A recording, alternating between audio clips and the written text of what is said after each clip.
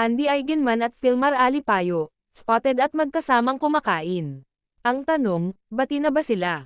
Matapos ang masalimot na isyu kamakailan, ng dalawang mag-partner na si Andy Eigenman at Filmar Alipayo, spotted ang dalawa na kumakain sa isang kafe.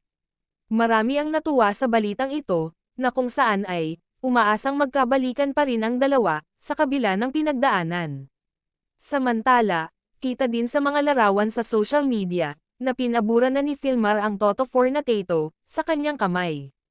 Ang sabi ng mga netizen, ay normal lang daw ito sa isang relasyon na minsan, ay may pinagdadaanan.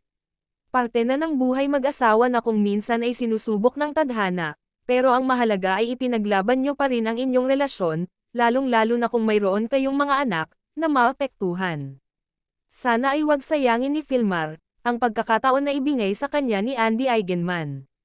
Sana ay ipakita niya, na siya ay nagbagong buhay na, at wag magpadala sa mga tukso, na nakakasira ng pamilya at buhay ng ibang tao.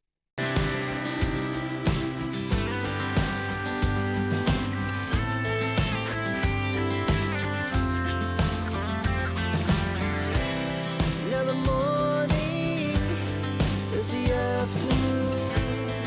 We lay awake in bed.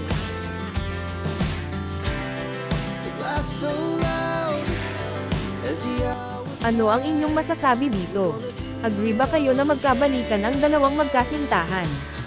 We wanna chase the night, wanna dance to the light.